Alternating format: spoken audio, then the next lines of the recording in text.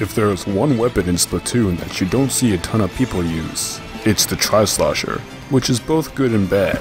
Bad because it's actually a pretty good weapon, but good because it's kinda cool being good with a weapon that no one else really uses. It's really the only weapon I'm good with in Splatoon, and the weapon I've used the most, so I've put together this guide for anyone who's interested in using the green bucket. Keep in mind that everything I'm about to say is based off my own experience, so if you disagree, then you're obviously wrong and I hate you, so let's get started.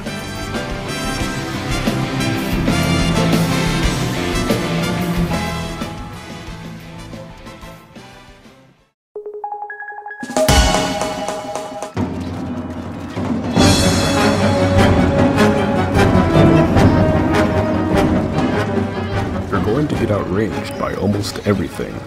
Chargers, splatlings, squelchers, custom range blasters, end zaps, Tenatechs, which is the most commonly used weapon in ranked, and even other sloshers, so you're going to have to get creative.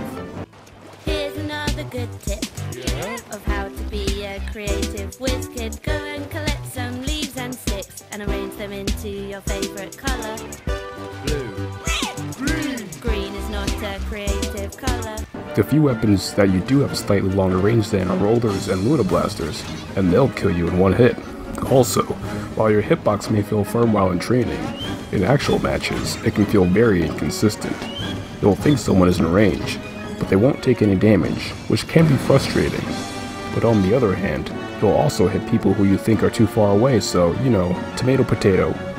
For those who aren't familiar, a trade is when you and your opponent kill each other at the same time, and due to your lack of range, your frames to kill, and the internet inconsistencies at higher levels, when using the Tri-Sloshers, you're going to face more trades than Yu-Gi-Oh! It's time to duel!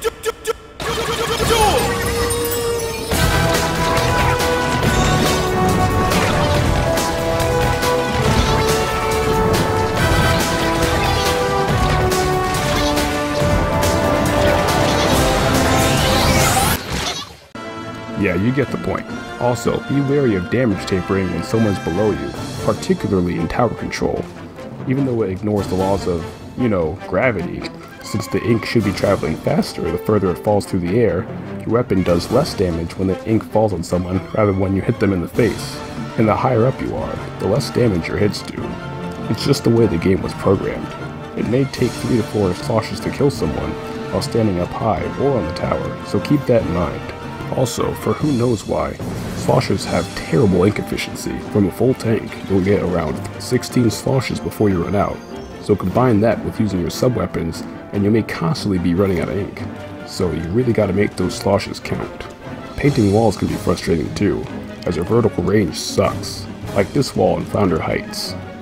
Also, I guess another disadvantage with Tri-Slosher is that I can't do this.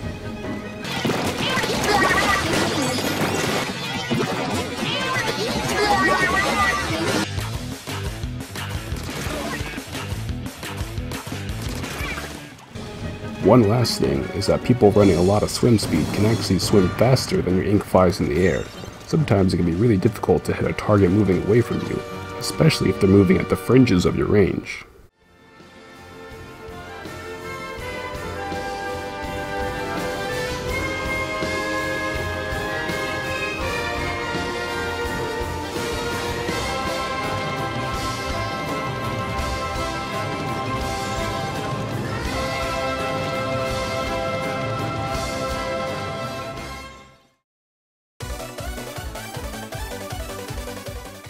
Now after hearing all those disadvantages, you may be thinking, is this weapon ass? Because it sounds like it's ass. But I'm here to tell you well, it's not complete ass. The Tri-Slosher is very much an all-around weapon that lets you play any role on your team. Want to flank and get kills? 2 direct hits to kill, even if they're running 3 defense ups. I borrowed a technique from Zombieland that works pretty well. Which leads me to my second rule, the double tap.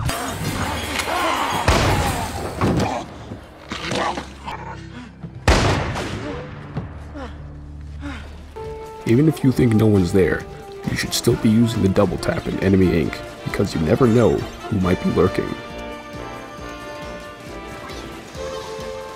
Another thing that not a lot of people know about it is that it's the fastest slosher, just outspeeding the purple bucket in sloshes and being way better than the garbage weapon for garbage people that's known as the sloshing machine. Want to play support? Your weapon is fantastic at covering turf. Depending on the map, 2 to 4 sloshes can quickly retake a zone in splat zones. And your sub-weapons are 2 of the most underused and underrated in the game, but more on that later. Want to push objective? While you don't really have any advantages over the more viable weapons, you'll never be at a total disadvantage either, so your team won't be at a huge tactical disadvantage if you paint the zone, or stand on the tower, or pick up the Rainmaker instead of sloshing for kills. Personally, I play more of a goalie style position in ranked when using the Tri-Slosher, stopping the other team from making any good pushes. Everyone underestimates the Tri-Slosher, and there are a few spots that you can hit people they won't always expect you to reach.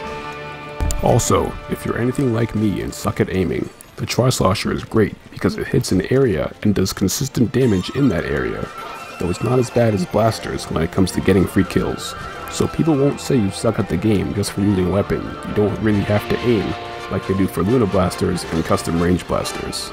I'd say it's one of the few weapons where it's easy to be competitive while not using motion controls, as long as your right stick is set to a pretty high sensitivity. I made it to S+ using the Tri-Slosher, while never using motion controls, and I'm not even that good, so believe me, it can be done. Just make sure to keep your reticle level with the ground and pointed pretty close to your target. If you're having trouble hitting people, when you have some free time, you can always practice in real life.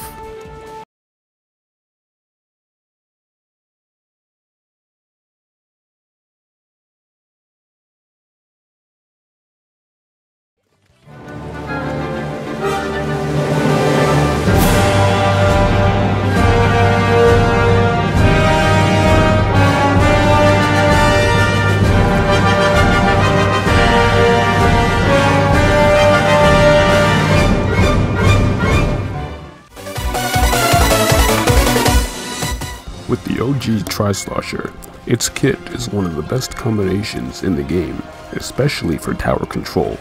Remember, ADD, always, dish out disruptors. Nailed it.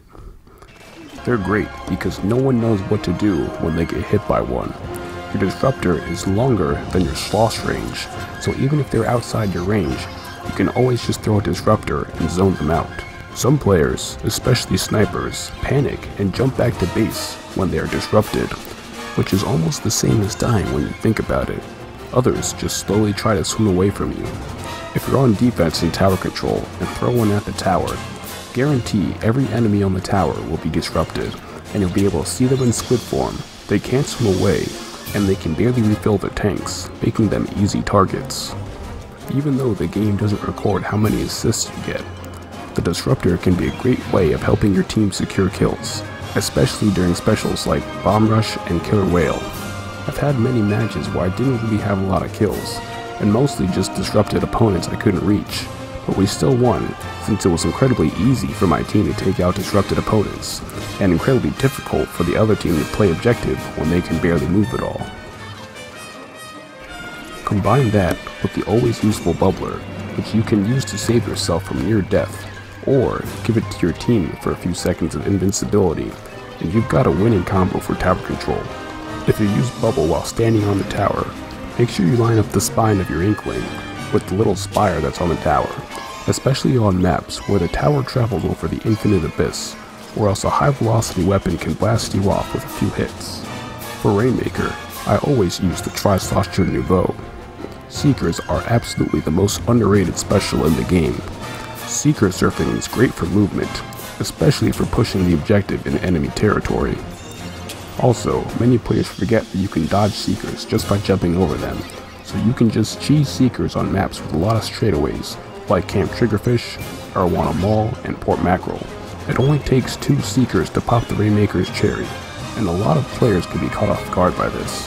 For example, on Camp Triggerfish, I start every single Rainmaker match like this.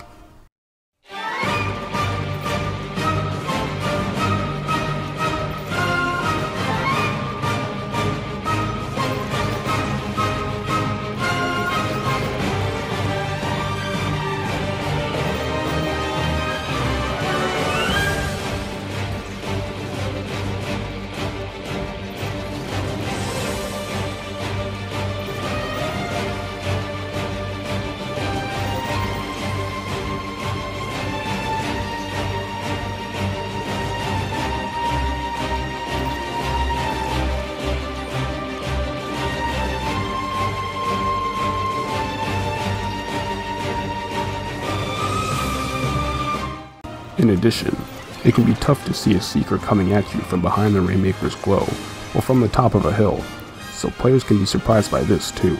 Echo-locator has become an increasingly useful special. I mostly just use it for a free instant refill on my ink tank. One thing I'll do is send out one Seeker, use Echo-locator, use another Seeker, then pick up the Rainmaker. Echo-locator can also be used to let your brain-dead teammates know that the other team is either mostly dead or just respawning and it's time to push the objective forwards. And for Splat Zones, I just turned the game off because I hate that mode and would rather do anything else with my time than play Splat Zones. Some people like that mode. I do not.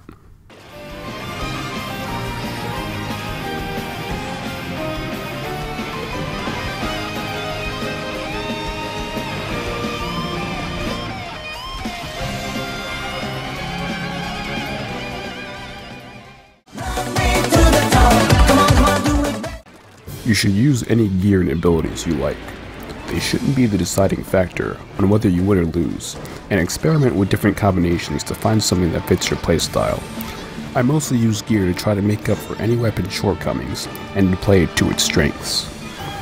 Again, all sloshers have worse ink efficiency than you think they would, so Ink Saver main can get you a few extra sloshes. I like to use disruptors and seekers a lot personally, so Ink Saver sub can also be very useful. Depending on how you play, you might want to use less Ink Saver and more Ink Recovery, your choice. Like I said earlier, you're going to face more trades than Bidoof on the GTS, so quick respawn can help mitigate some of your wait time. It also pairs really well with Comeback, and you can never go wrong with some mains of swim speed, run speed, and or ink resistance, and you can pick which one suits you depending on the map and mode, although if you like to super jump and flank, stealth jump is always good. Using 1 or 2 subs of bomb range up for disruptors can give them the little extra oomph they need to really apply pressure on the other team, and can cause some snipers to retreat instead of shoot you. The Tri-Slosher is always a 2-hit kill even against 3 defense ups, so I don't run any damage up with it. Even with its damage tapering at higher heights, you can somewhat get around it by aiming downwards. For example, when on the tower, instead of going into a berserker rage with your sloshes, which I will admit I'm very guilty of doing, jump and aim slightly downwards and you'll do close to regular damage. You don't want to be like me and get caught on dude's stream, sloshing at nothing.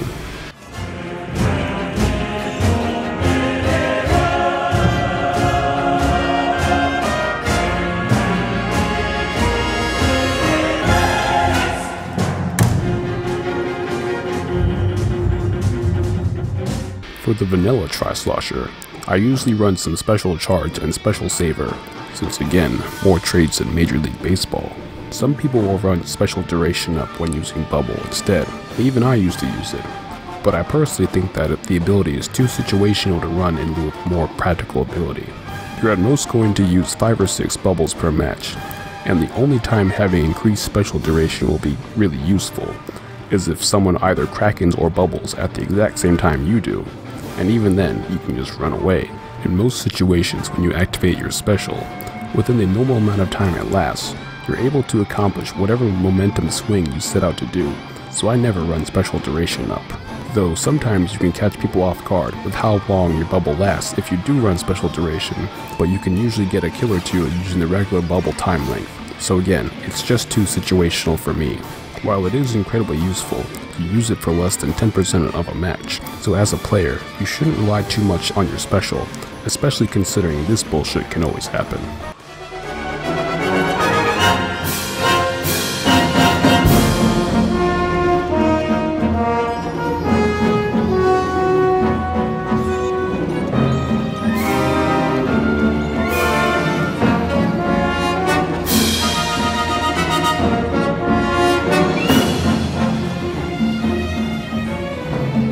Also keep in mind that you're going to go flying back if you're using bubble and get shot. If you're wondering what weapon pushes you back the most, the answer is whatever weapon the other team is using at the time.